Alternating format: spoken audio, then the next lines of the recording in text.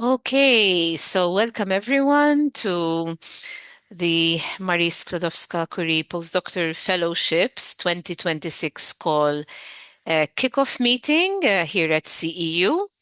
Thank you everyone for being here. So we have research advisors with us today. We have prospective supervisors as well as candidates. So let's jump in. So I'm going to start with presenting the call, followed by presentations of each of the CEU universities, as well as a short Q&A. So for those of you who are not familiar, the Marie Sklodowska Reactions Postdoctoral Fellowship Call is an annual call, which is intended for postdoctoral fellows who would like to catapult their career further by having an experience in a different institution. Okay.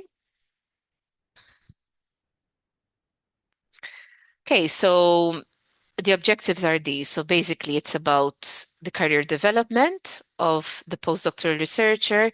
There must be the international, interdisciplinary, and intersectoral mobility aspect of these. So what are these? So international, there must be a mobility. The researcher must move to a different country. Interdisciplinary, so you need to combine different research disciplines. For example, it could be crystallography with archaeology, for example. It could be engineering and health. It could be ICT and health. So there has to be this interdisciplinary aspect. And intersectoral, what does that mean? Intersectoral means that there has to be also an element of an experience outside academia, and I will explain how. And the idea is also for the postdoctoral fellow to acquire new skills, right? So the fellow needs to learn skills which were not available before that.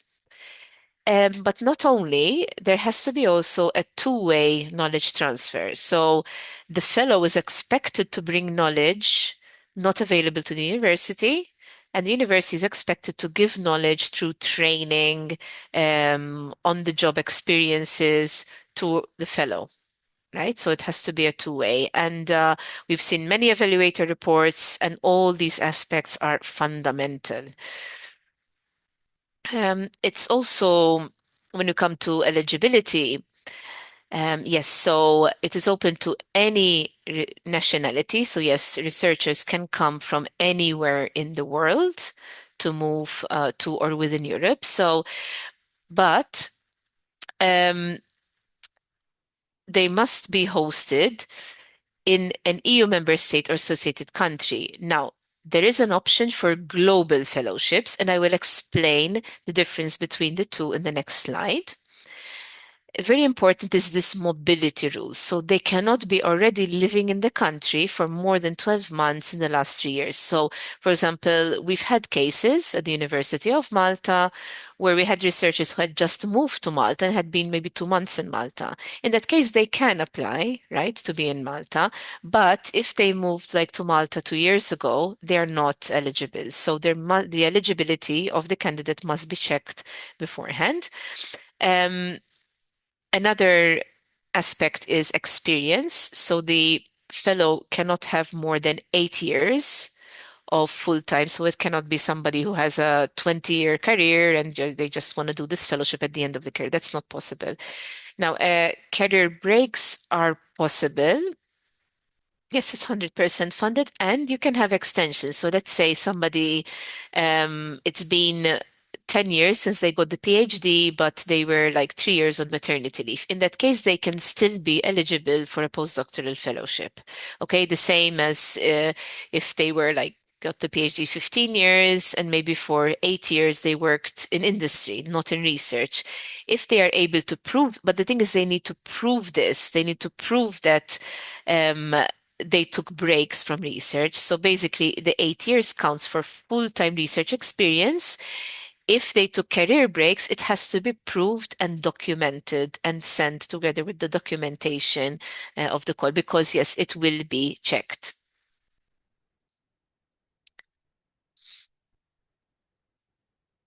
So here is the distinction between so the main types are the European Fellowship and the Global Fellowship. So within the European Fellowship, you can have somebody, for example, moving from Italy to Malta or from Malta to France within Europe, okay? And when you have a global fellowship, they need to go to a third country for 2 years, but then they need to return to the EU for the final year. So while a European fellowship is 2 years, the global fellowship, it goes to 3 years. So for example, in a global fellowship, you can have someone from Italy, for example, moving to the US for 2 years, but then they can either come back to Italy or else go to another country. Important thing, they return to Europe for the final year. Why? Because we don't want the expertise and knowledge to exit Europe. We want to bring it back to Europe because we are funding it with European funding. So we need to safeguard European interests. Yes, for the European Fellowship, so people can come from anywhere in the world. It could be China, it could be US, it could be France, it could be Spain, it could be Australia, anywhere. But for the Global Fellowship, they need to be EU nationals or long-term residents for more than 5 years. The mobility rule applies to the host, so where you are going, you cannot reside there more than 12 months in the past 3 years. And for global fellowships, it applies for the third country. So if you're going to the US, you must not have resided in the US for 12 months. The experience limit is the same. Now, what I did not mention is that also with these types of fellowships, you have an optional non-academic placement. So after the fellowship ends, you can add another 6 months. So if it's, for example, 24 months, it becomes 30 months when you have a non-academic placement. So you choose, so the fellow can choose to work in a company or with a government or with the NGO. Normally, it happens in the same country, but it can even be in a different country. So, and that is they receive 6 months of extra funding for the non-academic placement. Now, these also during the fellowship. Um, the fellow can go on secondment. There is a difference between non-academic placements and secondment. So when it comes to secondments, it happens during the fellowship. So they can leave for up to 1/3 of their fellowship. So if it's 24 months, it's up to 8 months for example, another academic institution in a different country to do part of the research there. Then they go back to the host institution. They are still paid from the host institution. And then after the fellowship ends, they can spend 6 months in a non-academic institution. Okay. Now, the thing is, these things are not mandatory. However, if you do not include them, it is very likely that the project won't be funded. So it's like it's not mandatory, but it's expected to have these things. When it comes, a question that commonly comes up is what about supervision? Like who will supervise? Generally, you have a model of joint supervision. So you'd have a supervisor from the host institution, then you'd have a supervisor from the secondment institution, and you can also have a supervisor from the non-academic placement institution. So they will supervise the fellow jointly. Let's see where you're with the time. Okay, so here's a bit about the benefits. So the institution will have a postdoc, so it will add to the workforce of the institution, and it will add to the expertise of the institution because the fellow will bring expertise which was not there. Um, they also, fellows typically, even though not officially, they do other duties like teaching, conferences, seminars, and workshops. They also help you to build relationships with other institutions.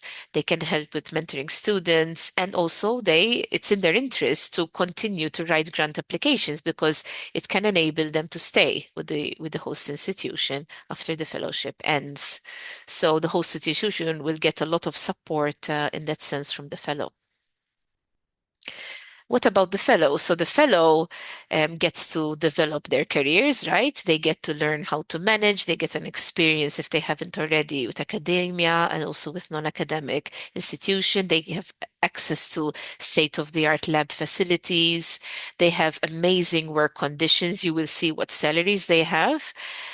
Also, they get very good working conditions in line with the Human Resources Strategy for Researchers, HR4SR, which involves equity, a proper work-life balance, equal conditions for all, proper institutional integration, so they get the same working conditions for as any researcher has in the European research areas. So basically they can move to any country and get the same conditions. And also definitely, last but not least, it's a prestigious grant. So once you have the Marie Curie label on your CV, you get many more career opportunities and you're more seriously considered when it comes to the next research grant step, which is the ERC, the European Research Council grants. Now let's talk about money. As you can see, the money is very, very good. So they get a living allowance of 6,300 a month, a mobility allowance, that means an allowance for living in a different country, and a family allowance. So for the family allowance, they need to prove that they are married and have kids. So they will need to show like documents. Normally, this is done at award stage. You show documents that they're really married, they really have kids, and so they're eligible for this additional grant. And even the host institution gets money. So the host institution gets money for research, training, and networking, and management and overheads. So both benefit. The research, training, and networking are normally jointly managed between the host and the fellow, but the management and indirect costs is managed by the host institution. Now, yes, amounts are adjusted by the country coefficient. What does this mean? This means that it is adjusted according to the cost of living. So in Malta, for example, as far as I know, the country coefficient is 90%. In Belgium, for example, it would be 100%. In Norway, it would be 120%. So these amounts would be adjusted according to the country coefficient, according to the cost of living. So if it's in Malta, it would be 6,300 multiplied by 90%. If it's Norway, the same amount multiplied by 120%. So, yes, plan ahead. So, at the University of Malta, we have a good plan. We start to plan from now, and the earlier the better. The earlier you plan, the better chances you have. I will be explaining in my presentation about the University of Malta and how we do it. Yes, the call will open soon on the 9th of April. It will close on 9th of September, and you apply. You have to go to the funding and tenders portal and you start a submission, you download the proposal template, part B. It is a 10-page proposal. It's not, I mean, it's a challenge and not a challenge to fit in because to fit in, I mean, it's easy to do, but then you have to fill in everything you want to say in 10 pages can be challenging. But then I know that CEU will be organizing further master classes in detail on how to write proposals where you will learn more in detail and will be guided throughout the way. So yeah, that's it from my side. We're good with time. So thank you for listening. And now we will proceed with the presentations from the universities. I will just pull up the agenda once again to check. Yeah, okay. So according to the agenda, we have Cadiz now presenting. So basically, each institution has between 5 and 10 minutes to present your university, so your profile, your research areas, your internal procedures, and your internal deadlines. So let's start with Cadiz. I'm not sure technically if I need to make you a co-host. That I'm not sure. Could the person from Cadiz unmute? We have Juan Jose Pantoya and Adela Popa. Are they here in the house? Let me see. I will check. So let me check if they are here first.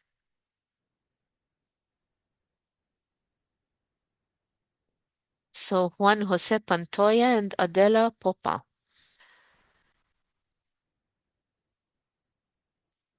I don't see them in the list. I don't see them in the list. So let me see the second person. Adela Papa.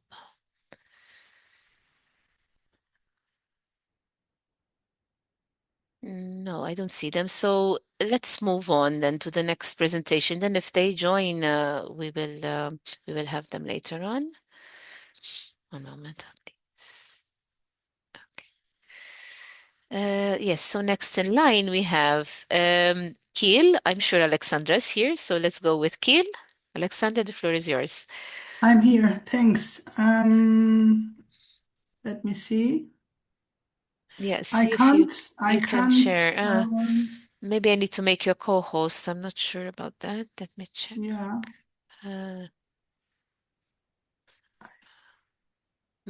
I'm gonna make you a co-host. I think that will work. See if it okay. works.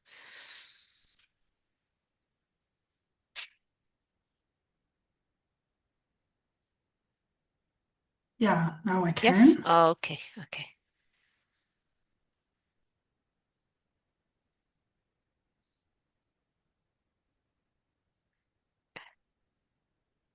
Can you see the presentation?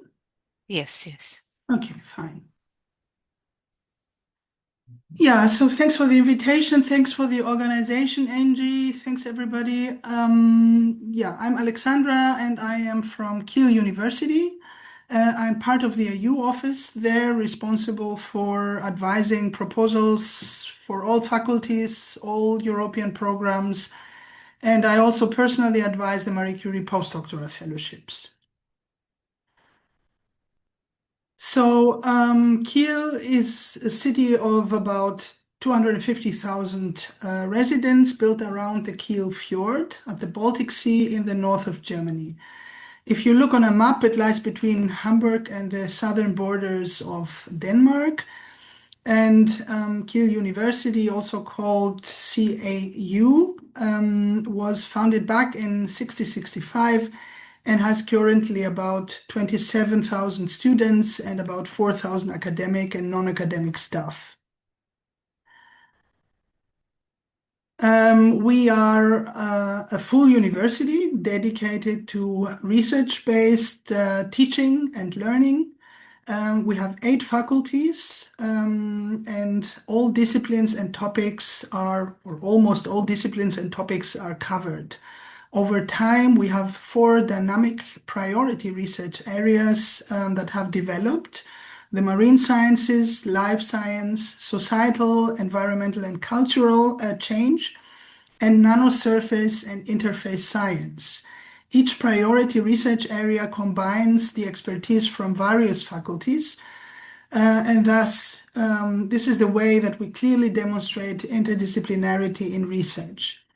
For our today's focus on Marie Curie postdoctoral fellowships, this means that we support all disciplines and are open for all topics from all research areas. So we have a bottom-up approach, no top-down limitation. Sorry for my voice. I had a cold and it's not yet 100%, but I hope it will last.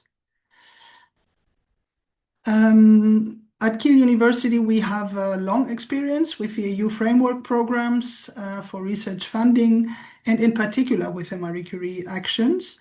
During the last 18, 19 years, we have had around 27 doctoral networks, 13 postdoctoral fellowships. We currently coordinate a Marie Curie co-fund project for postdoc training. And we just signed the grant agreement for the continuation of this postdoc program. And we have been active in the Marie Curie Nights citizen public outreach events from the beginning of this scheme.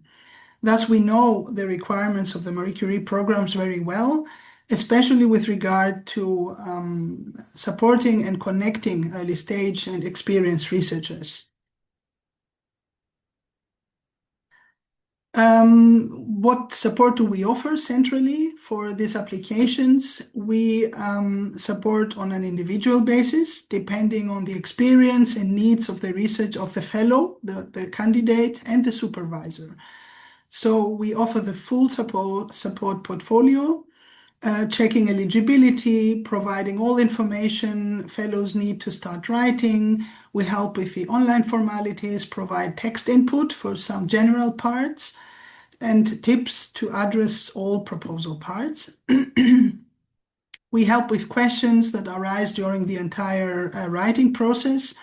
And we also offer proofreading in collaboration with with the German national contact point, with which we have a very good and close exchange. Thus, we always suggest applicants to contact us as early as possible when they decide to apply and when they have found their supervisor at the university. So for candidates, the first thing is to visit the faculty websites of the university and find a possible supervisor and get in contact to see if that you can come together. Why we are doing this? Of course, the Marie Curie postdoctoral fellowship program is a good equipped program for individual postdoctoral projects, as Angie already showed, with benefits for fellow and host. At Kiel University, we support these applications because we are, of course, interested in attracting international researchers. For this, we offer interdisciplinary research, international networks of the involved groups, teaching opportunities, and a wide portfolio of opportunities and courses for additional skills development, which is one focus of these projects. I would like to highlight our dedicated postdoc center, which supports and promotes the career development of postdocs individually, with general information, individual and personal career advice, and also career development offers. Of course, in the university campus, as in all universities, you have access to all sorts of university support services. We have an international center with onboarding program. We have family services, open science services, including library and research data management, technology transfer, sports center, etc., etc. Finally, I can also mention the quality of life in Kiel. I'm also not from Kiel or not from Germany, and I'm now many, many years here. To my opinion, it has a good city size with lots of possibilities also for example, outdoor hobbies and sports. It's a real water sports city. Being close to a bigger city like Hamburg is very beneficial, first because of the airport in Hamburg and also a broader cultural program. And also being near to Denmark is also a nice feature for nice weekend trips, for example. In my last slide, I have our contact email from our EU office and also a link of a website where you get step-by-step information how to proceed with your application and contact us, of course. Thank you very much for listening. Thank you very much, Alexandra. So let's see. So next we have Anne-Sophie Refloch from Yes, I'm here. University of Brest. Hello. Okay, I don't know if I can share my Yes, screen. Yeah. I set you as co-host, so Okay, do you see my screen or yes, not? yes. Yes. Okay, thank you very much for the invitation. Hello, everyone. My name is Anne-Sophie, so I'm going to present to you UBO, which is University of Western Brittany, located in France. I work at the pre-grant office, European pre-grant office, so we are here to help and give support especially to postdoctoral fellows in applying to Marie Curie calls. Okay, so maybe it will be better like this. So here is where we are located. We are in the far west of France. I think it's better to locate where we are. So Brest is a nice city of more than 140,000 inhabitants, so located near the sea. We have at the university, three main campuses. You have the images here. The major campus is located in the city center of Brest, but we also have two campuses in Quimper and Morlaix, which are neighboring cities from Brest. We have also a very nice city. Brest is really great to live in, I think. And we also offer at the university sports activities, but there is also a very rich cultural offer. And one thing that can be also important for you is that you can also have access to health and social welfare support and coverage. So about the university, so it gathers more than 22,000 students, around 450 PhD students every year, among which 9% are international, representing around 100 nationalities different. So it's really a diverse campus. We also have our multidisciplinary university. So we have organized around 4 main areas of research, but covering a very large spectrum of topics. So let me go a little bit more into detail. So first of all, we have the topics around the sea, covering domains from maritime economy, ecology, biotechnology, maritime environment to oceanography. Then we have humanities and social sciences with topics covering from architecture, Celtic studies, sociology, law, economics, or management. We also have health, agro, and environment materials. So here you can find chemistry, genetics, immunity, optics, microbiology, and medical information, for example. And finally, we have information and communication technologies and mathematics. We are also proud to have 3 medical schools. So let me now talk about the support that we can provide for postdoctoral fellow at UBO. So this is provided by my office, which is a platform Projet Européen Bretagne. So we are part with UBO of a regional attractiveness approach. So there is really a will to welcome postdoctoral fellows in the Brittany region.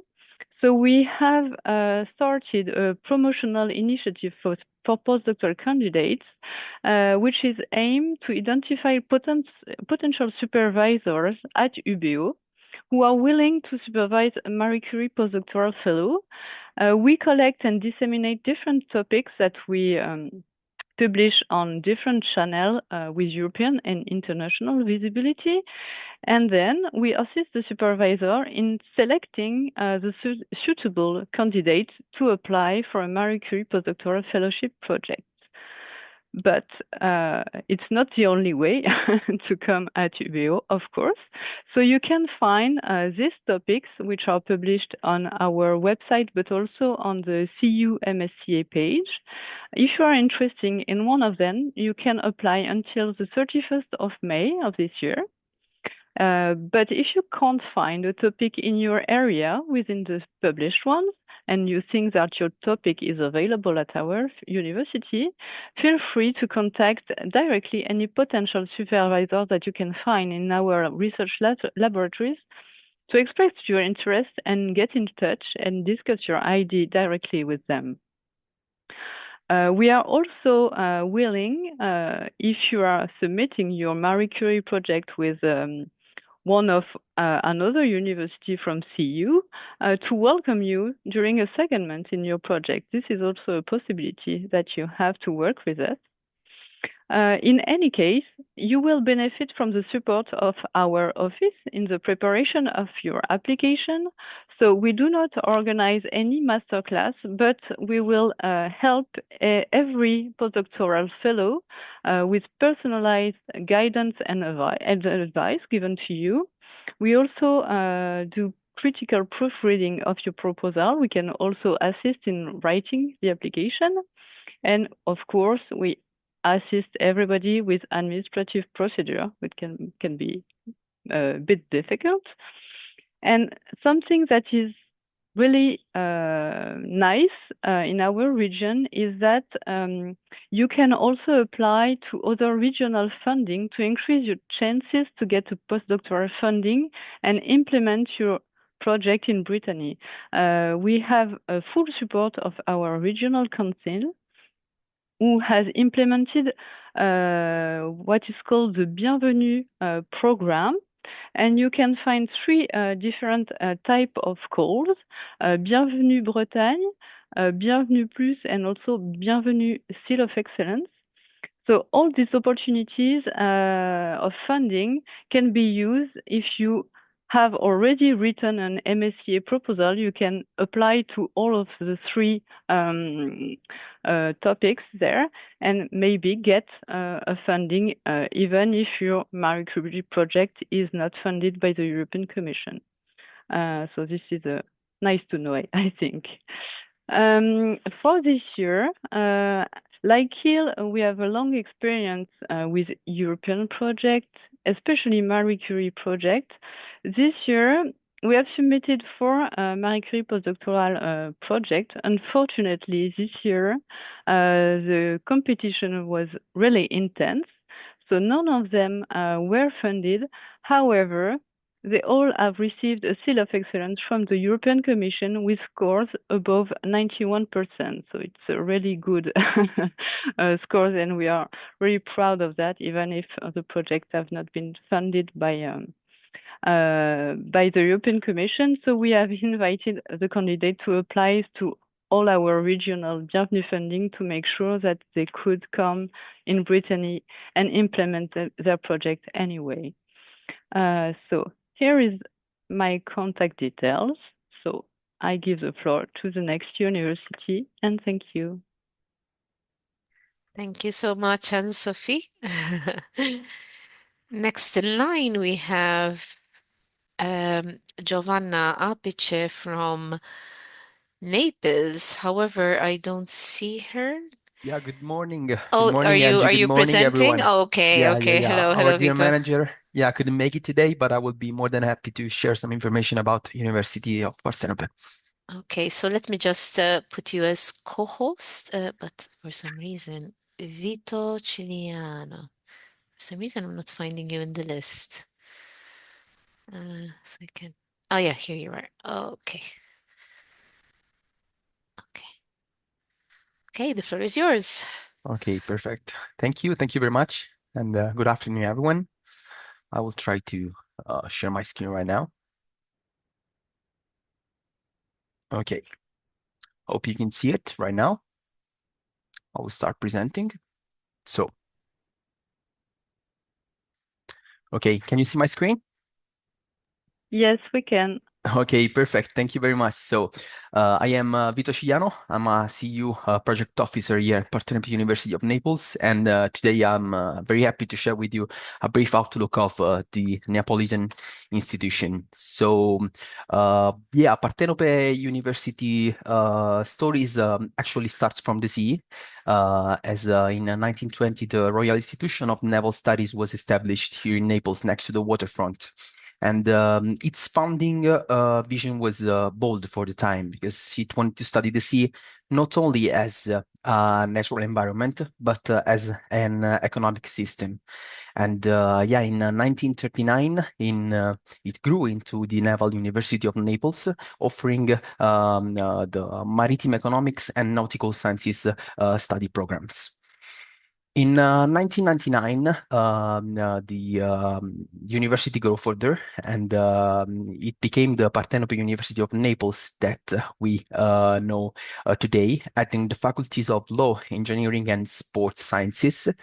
And nowadays, we are very happy to host more than 16,000 students, more than 350 professors, and two schools. I will share also some more information about our beautiful city.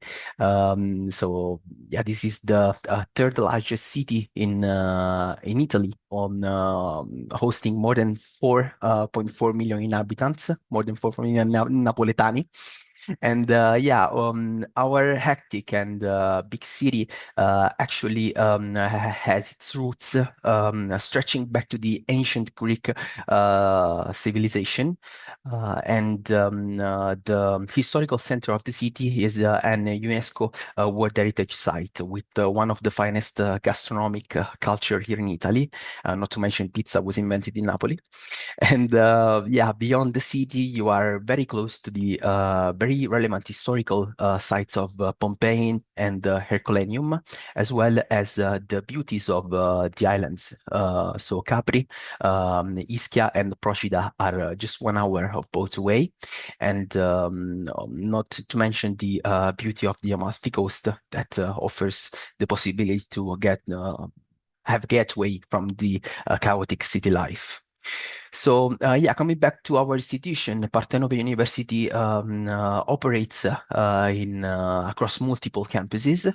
So we have the central administration here next to the waterfront, Centro Direzionale hosting several departments, Palazzo Pacanoschi, that is the main building on the overlooking the sea.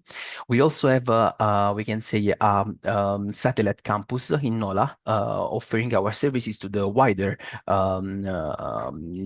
Campania region. Via Medina that hosts the Sports and Science Wellbeing campus, and last but not least, Villa Dore d'Angri, a 19th century villa that hosts master's programs and also academic international events. This is the outlook of our academic. So this is our academic framework. As you can see, we have the School of Economics and Law and the School of Sciences, Engineering, and Health. So basically, I do believe that this framework actually encourages the kind of cross-disciplinary research that MSCA fellowships are designed to support, tying really strongly together different disciplines. We are happy to share with you our awards and recognitions. Partenope hosts 2 UNESCO chairs, one in innovation and entrepreneurship ecosystems in the Mediterranean and MENA countries, another one in environment, resources, and sustainable development.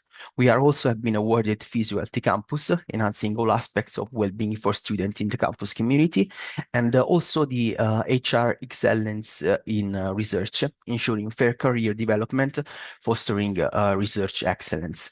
Last but not least, we can offer a first-level master's degree in collaboration with the MIT. So, coming to the research project. Since 1985, Partenope has been part of Italy's National Antarctic Research Program, funded by the Ministry of University and Research. And our scientists conduct oceanographic monitoring of the Ross Sea, deploying a network of marine observatories that continuously collect data on water temperature, currents, and climate variability. This long-term high impact science contributing to global models of polar ocean dynamics, and our understanding of climate change is really impactful, and it also has a powerful symbol of what Partenope stands for: committed, serious, internationally engaged research. Coming up, I mean, on the opposite frontier, our researchers have been literally sent instruments to space. Partenope's scientists serve as the principal investigators in several ESA missions. For example, the JAIDA instruments aboard Rosetta, Janus aboard JUICE, ESA's missions to Jupiter moons, and a disk about the comet interceptors, as well as other research project in which Partenope served as a partner.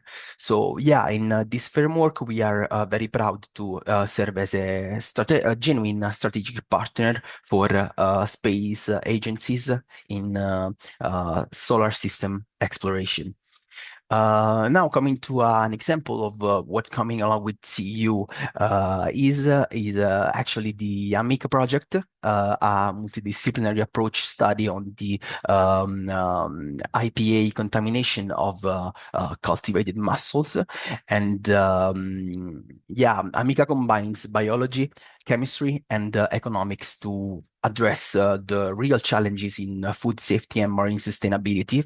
And as I was saying, this is exactly the kind of collaborative cross-border research that CU was built to enable and to foster. More broadly, Partenope University is currently active across different projects. We have 4 Erasmus Plus project active, 3 Horizon Europe, 2 LIFE projects, and 1 H2020 Legacy still active. So to summarize, Leslie, our research profile, Partenope University demonstrates cross-department strengths in engineering, sciences, economics, and law, making it genuinely suited for interdisciplinary research. And our per capita scientific output is quite high. I mean, we have 2.9 publication per researcher every year, and this reflects our strong commitment to research cooperation. And we also maintain active participation in both national and EU programs with, of course, ambition to expand even further. So yeah, this was my brief presentation. Thank you everyone for your attention. And here we'll find my contact if you want to ask for any more information. Thank you very much. Thank you very much, Vito. Thank you. So just before we continue, just double checking. Is there anyone from Cadiz here? Just to make sure we're not leaving them out.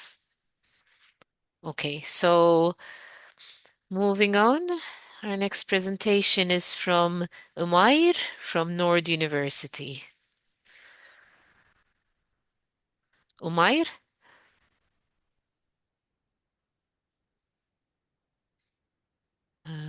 I know he's here, but I'm not really sure. Umair? Can you hear Nord me? University? Oh, yeah. Okay. Hello, Umair. Sorry. It's okay. Yeah. Yes, Yeah, I can share my slides. Yes, yes. Yeah, just give me a moment.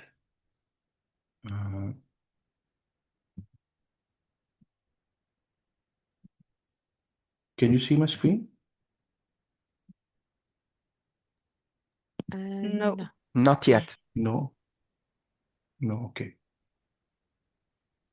I don't know what has happened. Just give me a minute.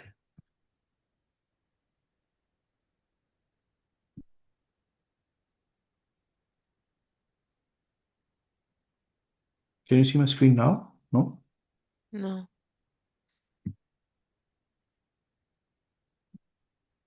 Yeah, okay. I can. There's some issue on Zoom.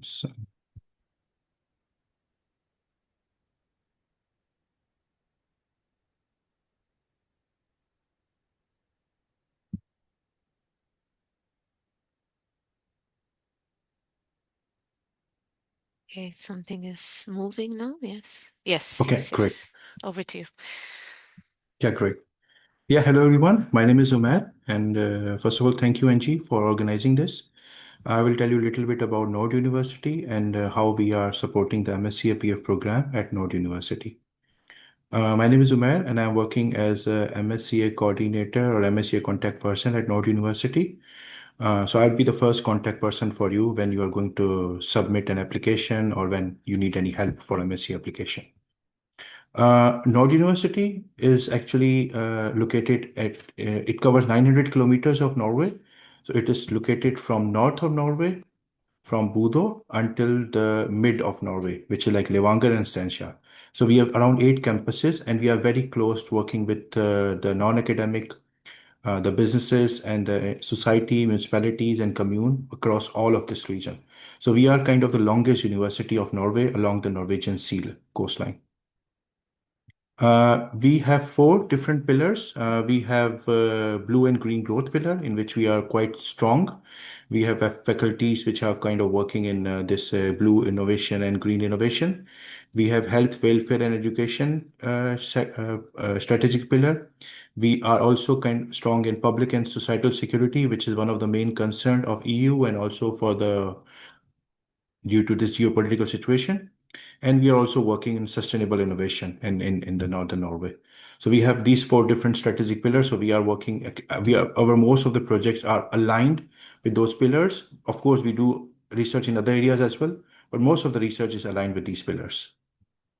We have 5 faculties at Nord University, which is like Faculty of Biosciences and Aquaculture, Faculty of Education and Arts, Nord University Business School, Faculty of Nursing and Health Sciences, and Faculty of Social Sciences. So this is kind of to give you an overview. If you want to apply for MSCA postdoc fellowship, you need to know how our faculties and research programs work. Then we have different research groups and research divisions in the faculties. The aquaculture research group, ecology, animal science production and welfare, genomics, algal and microbial technology, and there are others. I'm going to share this presentation with you all. So you can just click on these links and then it will direct you towards the research group if you want to know more about what kind of different projects these research groups are hosting. Then we have Faculty of Education and Arts, and you can see we have 8 different research divisions under this research in the faculty. These research divisions are further divided into research groups. So if you go in each of these research divisions, you can again go into different research groups that are under these research divisions. So these research divisions are kind of departments under the faculty at Node, but we have a different way of saying that. Then we have research division in business school, which is innovation entrepreneurship, marketing, organization management, economic analysis and accounting, road traffic, higher north center. And then research divisions in faculty of social sciences, which is environmental, international relation, Arctic security, history, culture and media, leadership and innovation, welfare and social relations, and sociology, research methods, and philosophy of science. Just to mention you that this year and the last year, the largest funding went to the social sciences, discipline. So it means that if you are interested in applying in social sciences, you have more chances of getting funding. Then we have this Faculty of Nursing and Health Sciences, which have again 5 different research divisions: healthcare and nursing, health and community participation, health preparedness and emergency treatment, drugs and medication, health innovation and collaboration and leadership. So these are our research divisions under these faculties. Then we have different research groups under these faculties. The research centers and research groups are kind of nucleuses under each faculties. And these nucleuses, research groups, and research centers, they have their independent identity. So we have these research groups, which are centers actually also connected with the society and businesses directly. Research groups have a protocol of following some strategic and some kind of hierarchy level with research deans, the deans, and other, for example, pro-rector research innovation. But centers are more kind of independent units which can work directly with the society and businesses. So we have different, and these are different clusters of different centers that we have at Nord University. According to for MSCA PF, we have got the results of MSCA PF 2025. We are still kind of managing them. But this is the result from MSCA PF 2024, in which we got this 100% score in one of the fellowship, and we have 98.4% score in the second runner-up. So we got 9 seals of excellences. This year we have got 11 seals of excellences. We have not got any success yet, but we are still doing some redresses. So we'll see how will it work. But we have right now we submitted 16 applications in 2025, and we submitted 17 applications in 2026. So these are some kind of comments from our researchers at Nord University who are kind of satisfied with the services we have offered to them, the evaluation that we have offered to them, and also the way they are happy working at Nord University now. So these are some comments which shows that they are quite happy with our follow-ups, with our support systems, and with the supervisors they have received input from. So it's kind of input for you to just, so these all details are on our web page as well. So you can follow our web page and you can also find all of these details about our researchers and our research, the MSCA PF researchers. As NG told you, that MSCA PF has this eligibility criteria. So when we talk about Norway, so it means that I will just focus on mobility criteria, which means that you have not resided for more than 12 months in Norway when you are going to apply at Nord University for your MSCA PF program. The other requirements are the same, the research experience and the PhD status, which you already know from NG. The mobility is like the one that is more focused to Norway. So you need to understand that you need to follow this mobility criteria if you want to travel to Norway for your MSCA PF. We have 2 pathways to application. The first pathway is expression of interest. We are right now getting expression of interest from the supervisors, and they will be published quite soon, first or second week of March, on different portals like EuroAccess portal, Nord website, and we'll also send it to CU so that they can publish on their portal. And the other pathway is actually to just go on a website, see the faculties, read the profile of the professors, and find out some interesting topic that you want to work with and contact us directly. So these both pathways are okay for us. You just need to be a little bit more proactive in when you are going to use the pathway 2, but in the pathway 1, you will get some kind of input already from us that what our needs are. So eligibility information, what we need when you are going to apply for the MSCA PF at Nord, or the evaluation criteria that we have internal. So we will need some kind of details about your eligibility info, like your PhD award date, your full-time research experience, and your stay in Norway, which you have to describe. Then we will need your research CVs and your link to the proposed research area which you want to work with, your motivation letter related to the research group you want to be involved in, and some kind of career objective that you want to work with, and your thematic alignment, how you have been progressed over your research career.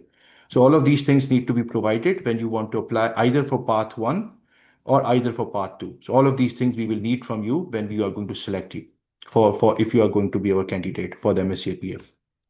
The internal selection strategy, we will review it internally with the supervisors. We will shortlist that, and then we will invite you for the interview to ask you if this is something you can, you are the right candidate, and we'll see that if this is something matching or you have some synergies with the research groups or things like that. And then we will invite you to participate in the full proposals. So these are 4 steps that we will follow after we will receive information from you. Again, it depends if you are following path 1 or path 2. So you just need to send information to us, and we will see how we will follow these steps. Again, you will not be left alone. We will give you full support from our side. So we have 3 different support systems. The first is this expert validation. We have an external consultant which we have contracted, and he will help you in evaluating the proposal and giving you very good feedback. We will of course do internally as well, but we have an external evaluator which will give you some kind of external input from if we are missing anything. Then we have this masterclass, which is like CU masterclass that we are hosting with all CU partners. And this masterclass will give you some training of how to write a proposal, what are the things you need to do, what are the experiences from the external consultant, and all of the things that you are interested in. So it's a full day masterclass, which will be scheduled on 19th of May. And then if you are our MSCA PF researcher, you will have an opportunity to attend that masterclass. And then, of course, administrative guidance, which is like budgeting and all these things. We will give you all these supports internally if you are selected to be our candidate. These are the roadmap that we have. We are right now in the process of getting expression of interest from supervisors. We are also open for your inputs if you want to participate or you want to register your interest at Nord University. Then on May 19th, we will have this masterclass. Once you're selected, you will be enrolled in the masterclass. Then the first, second to evaluation of the proposal. We will help you in drafting the proposal. And then from June to July, there will be first evaluation. And then in August, there will be second evaluation. And finally, we will submit the proposal together in September 2026. We have different support systems internal as well. We have different committees, ethics and gender equality committee, career portal for facilities for you to have transferable skills, library, which will give you open science and fair data, node innovation, which will help you in TTO and innovation part, and the research support office where I work, which is like the support system for the MSCA postdoctoral fellowships. Then we also have network with CEU, which is like the partners we have, and we can have secondments with them. We can have supervisions with them if needed, for example. And all CEU university researchers are more than welcome to actually, apply for MSCA PF at Nord University. We also have Arctic 6 network, which is the alliance at the Arctic level. So we will have opportunity to help you in secondments and also getting you engaged with the placements with the non-academic actors if there is need. Uh, yeah, why Node University? We do have a good info. We have a good ecosystem of support system which will help you in your making a good application, and also to help you in the follow-up procedures like when you are, so we can help you in the career development phase. We can help you in getting engaged with the non-academic actors if you want to go outside academia. Also, we have opportunities for PhD supervision trainings, for example, that can help you to be a new apply for associate professor jobs. Also, different other opportunities that we can help you with. And also, we have connection with the industry that can help you a lot with your networking, even if you're working in academia. Yes, this is my contact, and this is the page of MSCA, which you can scan the QR code, or you'll receive the presentation, so you can contact me directly for your message. Yeah, thank you. Thank you so much, Umair. Yes. So moving on, we have Maria João Cruz from Algarve. Hi, everybody. Hello. Good morning. Good afternoon. I'm going to start to share my I hope so. Okay. Here.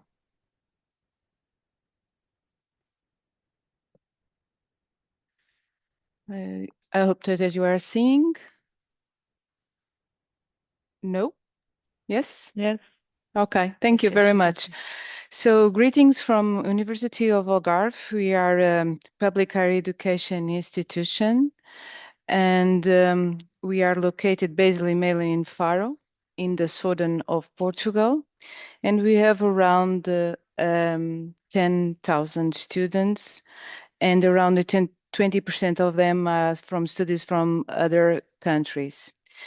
We have several graduate programs and postgraduate programs, but what I'd like to stress that we have different research centers and research units, and that is distinguished by a broad multidisciplinary research portfolio with strong thematic areas in marine science, health, sustainability, social science, and tourism, a structure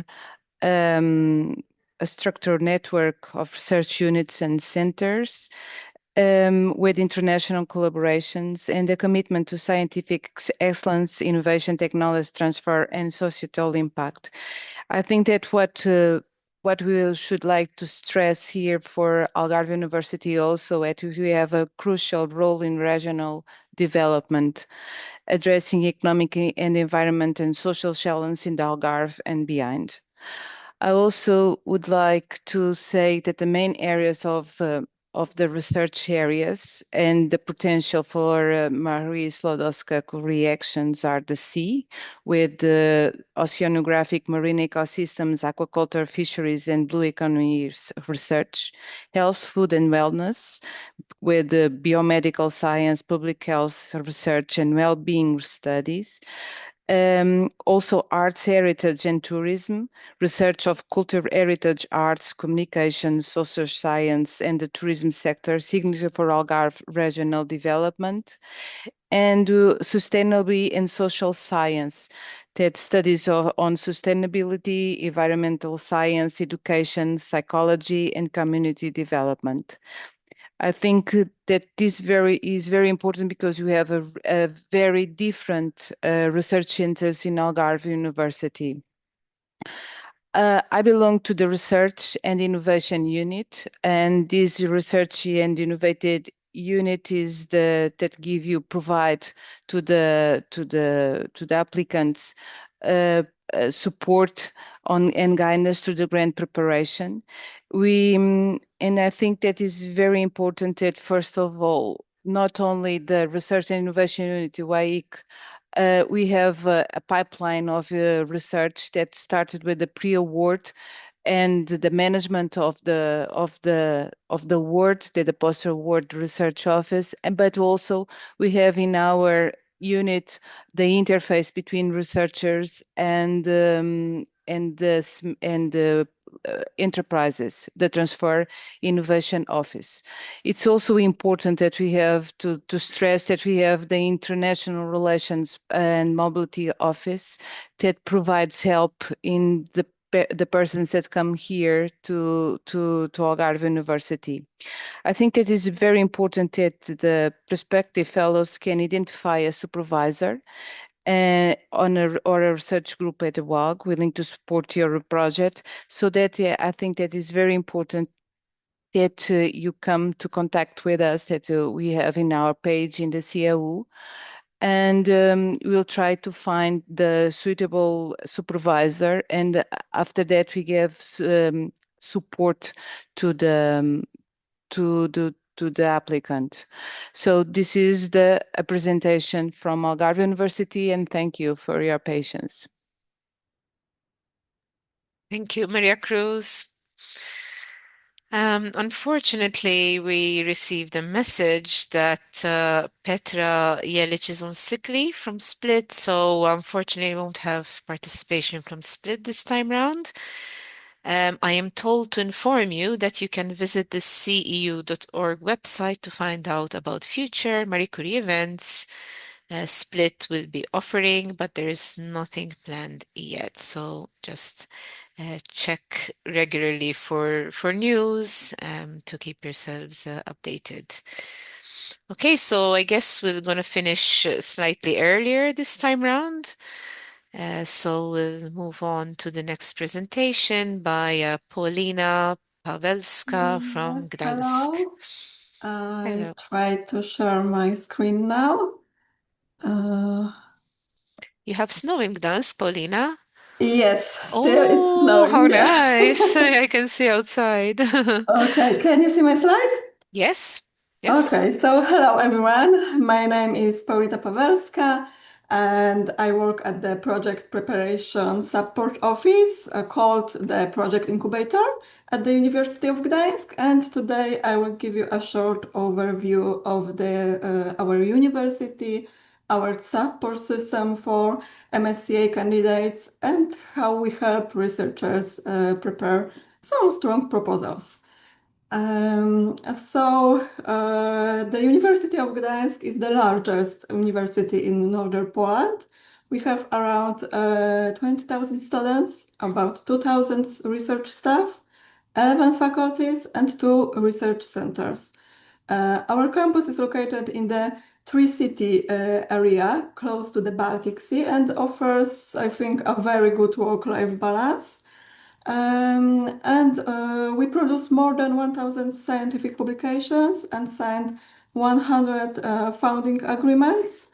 So I think this means that you will join a strong and active research environment. Okay, our pillars. I would like to show you our key research and international partnerships also. So at UG we work in several important fields, for example, quantum technologies, biotechnology and cancer research, environmental and marine research connected to the blue economy. And what is important, almost 40% of our research is done with international partners. So I think international cooperation is a natural part of our work, yes. Okay, our track. So a few words about our experience in Maria Skłodowska-Curie Action. We have a growing track record as a host institution. 34 submitted proposals, 5 founded projects, including postdoctoral fellowships and, for example, staff exchange. And I think this means that we understand the process very well and we know how to support candidates at each stage because our support ecosystem is not only my office, as you see on this slide. At the University of Gdańsk, you are not alone during the application process, and we have 3 offices that work together. The project incubator, which support in proposal preparation, and this is my office. Project implementation office, support after the grant is awarded, and also monitoring office. So from the idea to the final report, you always have someone to help you. And the project incubator, here you can see our team. We are dedicated unit created to support researchers with preparing proposals. And it's all proposals, not only Maria Skłodowska-Curie Action, but all international proposals. We work only on proposals preparation, and our goal is to help research succeed. Our digital tools and personal mentoring. So you can see this on this slide. We offer access to the UG knowledge base, our websites, newsletters, and also regulations. And I think what is very important, also personal mentoring. We do not use automatic search engine for supervisors, but instead we help candidates find the right scientific supervisor or mentor based on the project idea. And I think this makes the match much stronger and more meaningful. And about application procedure, at UG, the first stage is the concept phase. So we contact our office with your idea. Together we analyze whether the idea fits the MSCA criteria. Then we start preparing the concept and the structure of the proposal. And this first phase is very important because it's help us building a strong foundation for the application. The second phase is, and the second part of the process includes some registration and final submission, of course. At UG, all projects must be registered in our internal system called a Projekty at least 5 days before the call deadline. So after registration, we collect all necessary approvals. And finally, we support you with the technical aspects on the submission in the Funding and Tenders portal.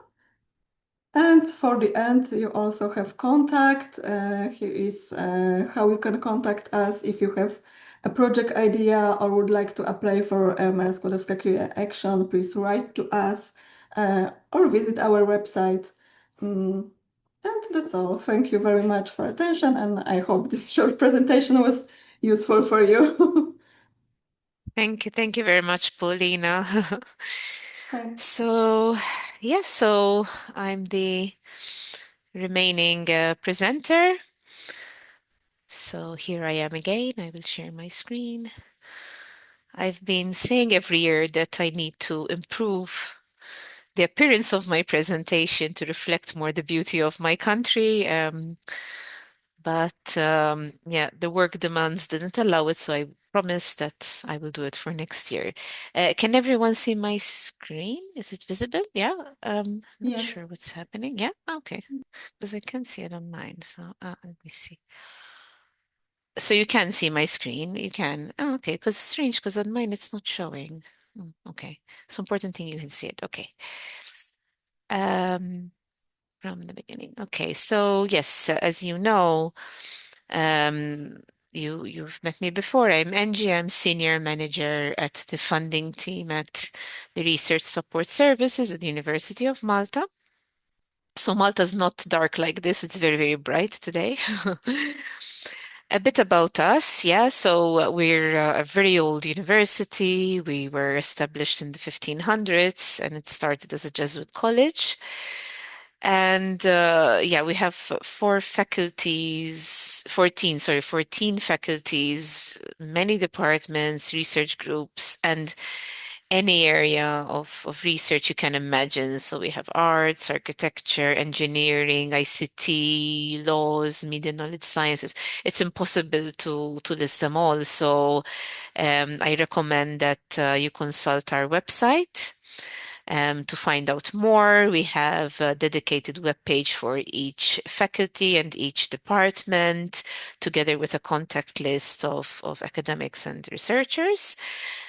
We also have interdisciplinary institutes. So these institutes were created to bring different disciplines together, such as aerospace, digital games, language technologies, physical education and sport. Sustainable energy is a big one as well. And we also have certain centers like distributed ledger technologies, cybernetics. Yeah. You can see them all. And also, we have three schools. In particular, we have the doctoral school, which is a hub for our doctoral students. So there is training offered to the students on various aspects of their career development, and it's a place where they can meet each other and share experiences. And we have foundation studies, which helps people to get into university. And we have the School of Performing Arts, which involves music and dance and theater as well. So this is a bit of statistics about us. So yes, we have this year we got 193 projects of 17 million euros. It's a combination of national and European funding. Because of the competitivity of Horizon, we're getting a bigger share of national funds in recent years, even though we're still striving to be successful in Horizon. 875 publications, 67% open access. We have over 400 doctoral candidates and 325 RSOs. These are PhD students or postdocs who are employed on externally funded projects. We have some infrastructure projects going on, with the latest one being the Sustainable Living Complex. There we have a wave simulator. We have a flight simulator as well. There's also part of the Faculty of Education there, so that to combine education and research, it's really exciting.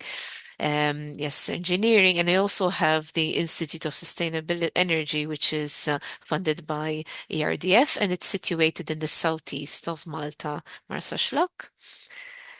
A bit about briefly about our support structures.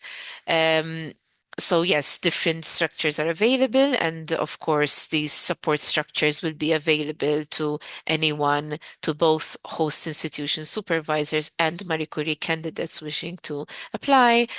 So we form part of the research support team, which consists of lab support and funding support. And also, we have the Project Support Office, which manages the finance part, the budgeting. Now, in Marie Curie Actions, there is no issue with finances because it's automatically calculated as unit costs.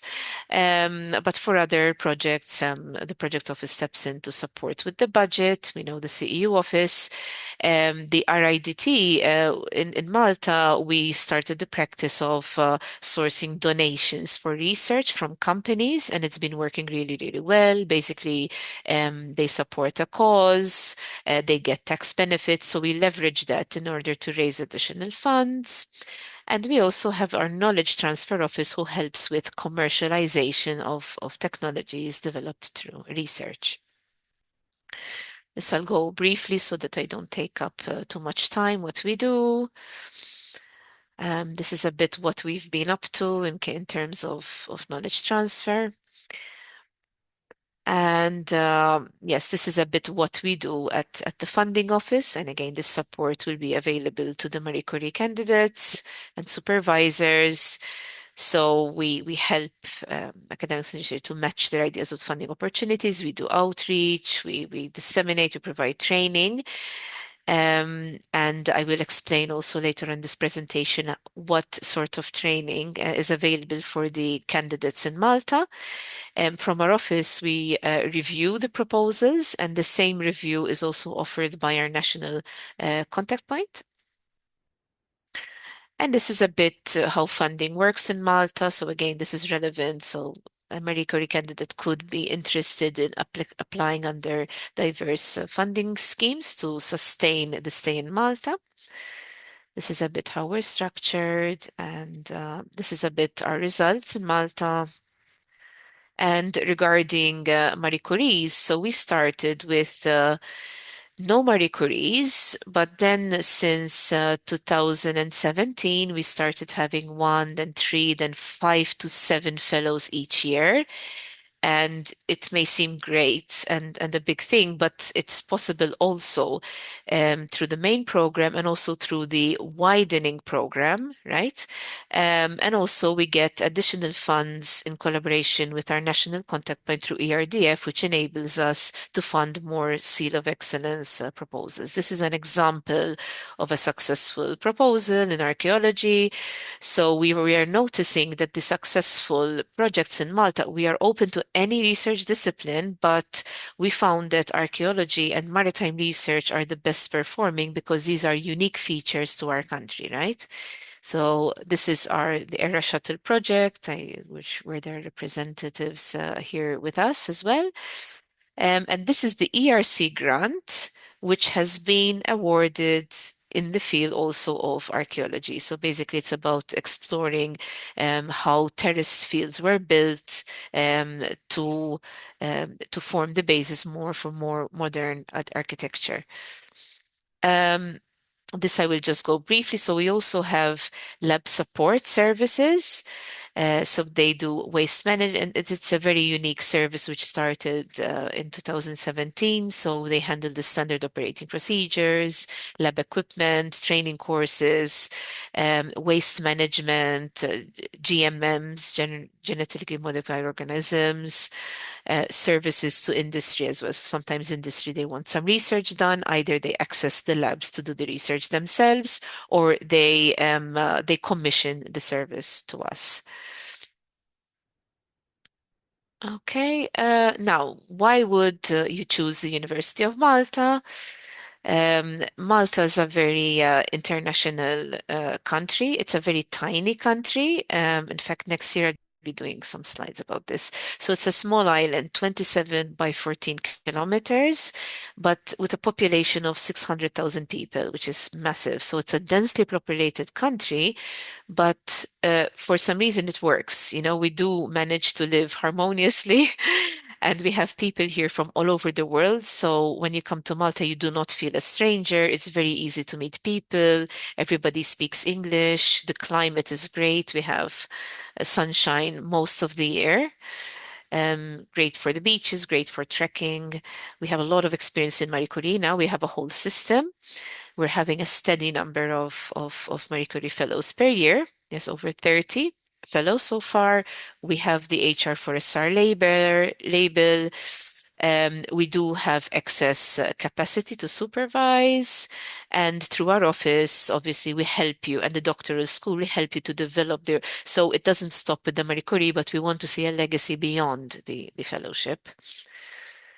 Okay, so this is what we came up with. So what do we do? Every year, like most of you, we issue a call for expressions of interest for hosting offers. And this year we've received interest from 20 supervisors across 6 panels. And if you click here, you will see our hosting offers on our website. So we make it a point that these are ready before this meeting so that you can access them straight away. Now, if your area of research is not included with these hosting offers, you can access our online directory where you'll find the profile of each of our 1,000 academics together with the research interest. So you go through, you see whether the interest matches your own interests, and then you are free to contact them directly. Now, when approaching potential supervisors, always keep ourselves in copy so that we are able to support you. This is a bit how it works with the timelines. So we start from February, and this is thanks to CEU. We aligned our processes with CEU.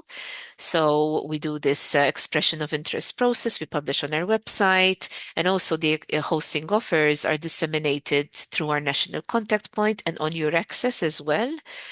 And then the candidates send us emails, and we encourage them to contact the supervisor directly, keeping us in copy. So the call, as you know, opens in April, and then once the candidate is matched with the supervisor, they are welcome to apply for the funding PF2MT to come to Malta. So basically, there's a grant of about 800 to 1,200 euros, depends on where you're coming from. So only for candidates who are matched with the supervisor and who are really serious about doing a proposal can apply for this funding to come to Malta for the masterclass.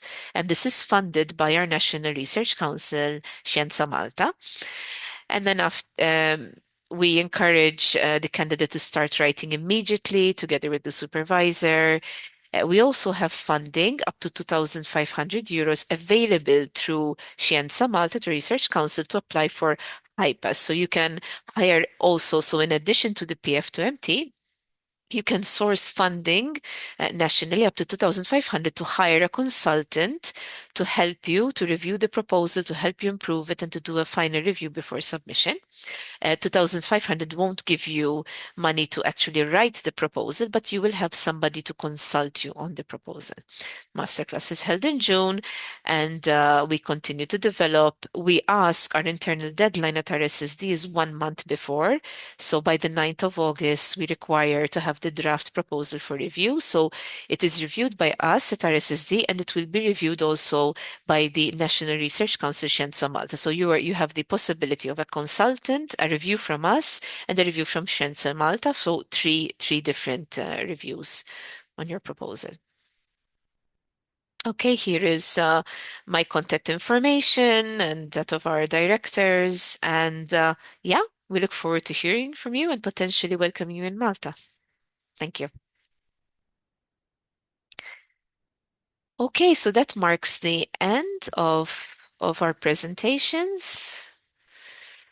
And yeah, we're a bit early because we were missing 2 presentations, but we have some time allocated for Q&As. So the meeting is scheduled until 3. Sorry. So we have some time for questions and answers.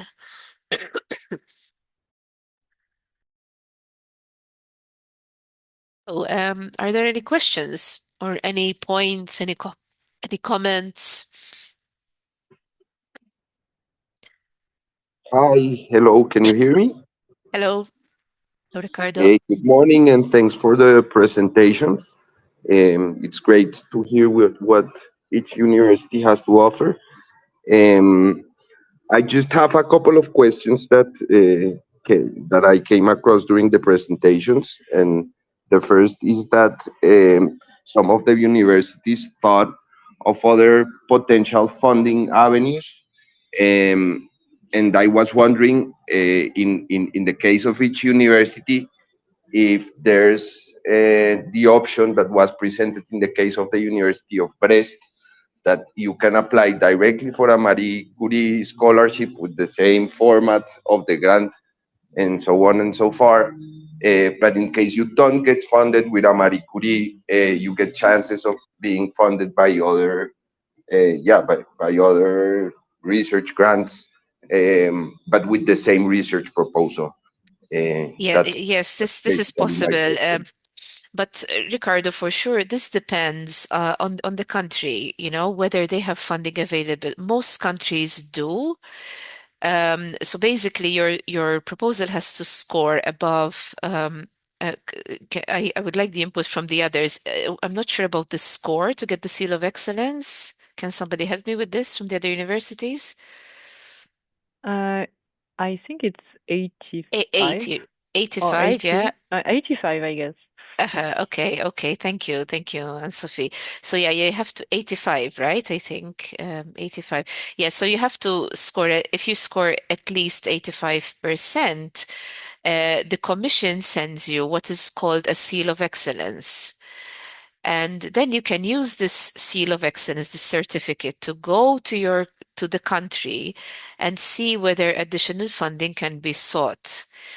Now, how much funding will depend on the country. For example, in Malta's case, I don't know how it is for the other universities, but for Malta, we got none awarded under the main call. So this call was very, very competitive, and I could see from the large amount of proposals that were submitted.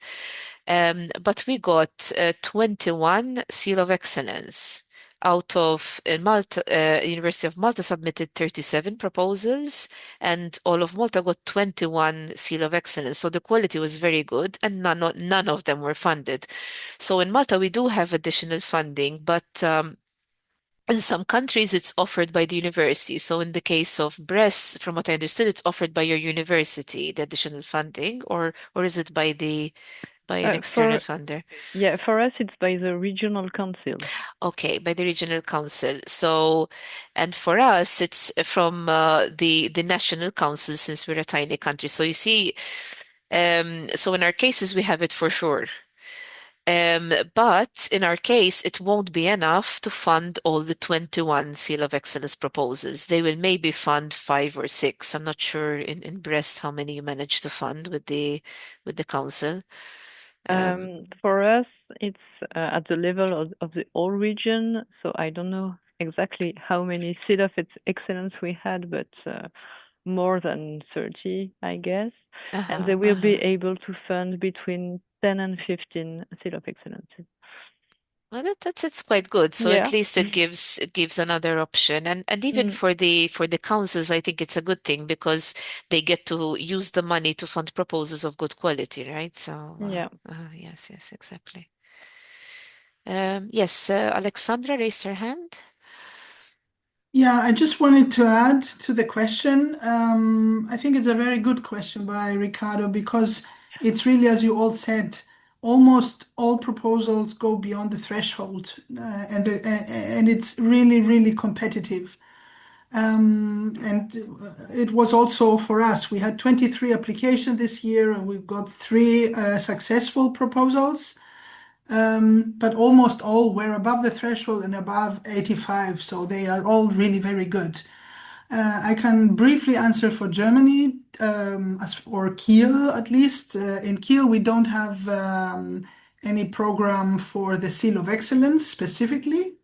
But there is an alternative from the Alexander von Humboldt Foundation, which is quite similar. So you will definitely have to adjust a little bit to the regulations of this foundation, but it's quite similar, the program, and it's a good alternative if you don't get the Marie Curie postdoctoral fellowship. But this is also something that we also advise people when they come to us and when they don't get successful.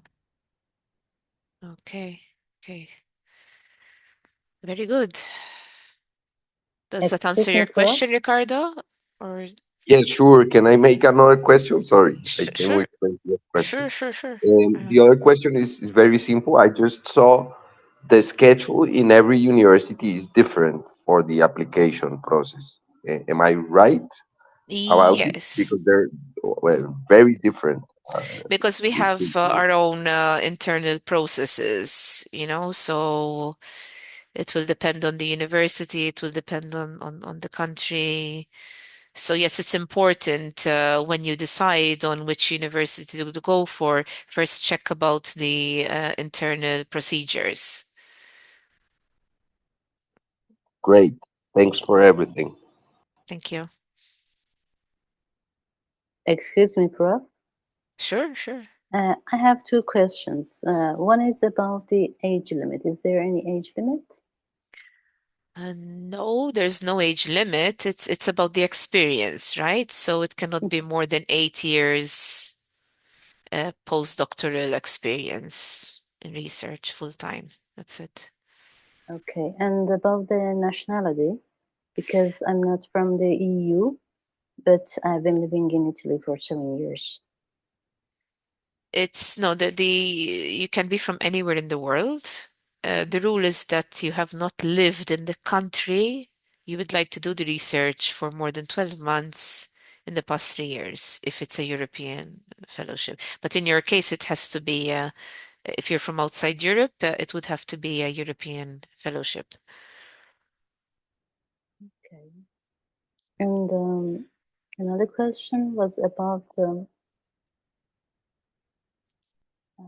sorry, just a minute.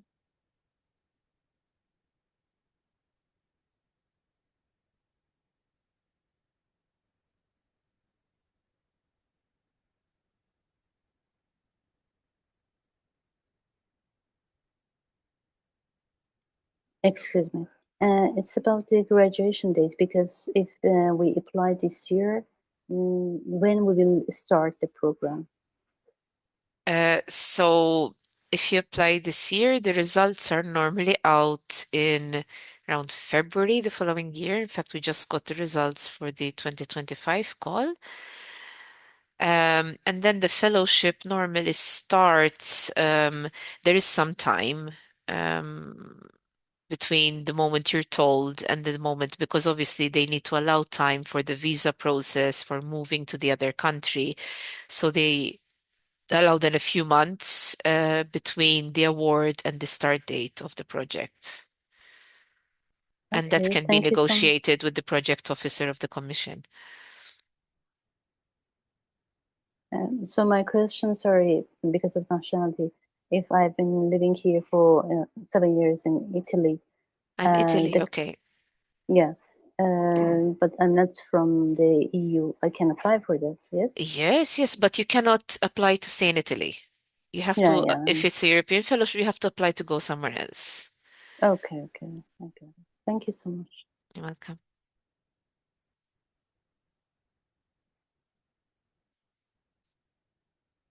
Any other questions or comments?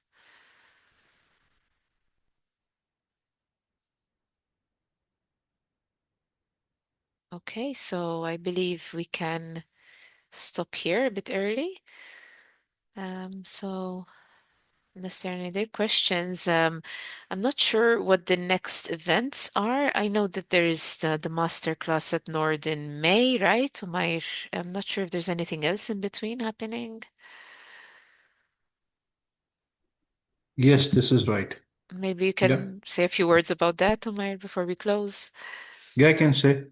We are conducting this MSCA masterclass, which is for all CU partners as well as somebody who is not CU partner, to just train the researchers from around the world to how does MSCA proposal work, what are different things they need to be careful about, so it's a very extensive masterclass. It will take you from the first part of the excellence until it will help you to the impact part. Everything that you need to work, that you need to do in the proposal, that will be covered in that masterclass.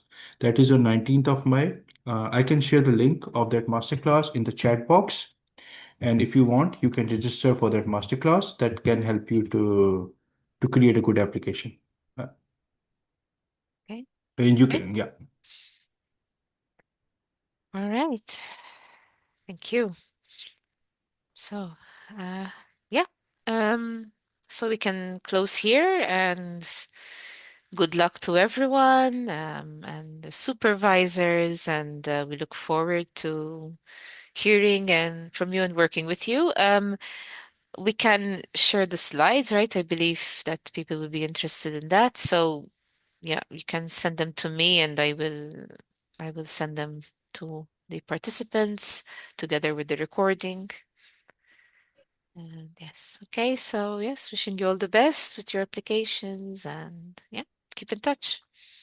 Sorry, can I ask Thank you, Yes, you. could you please, sure. I guess you have our emails, could you please share your contacts in a list? Yeah, I mean, we were going to share the presentations. Great, that's I perfect. think that's good because the presentations have all the contact information there of everyone.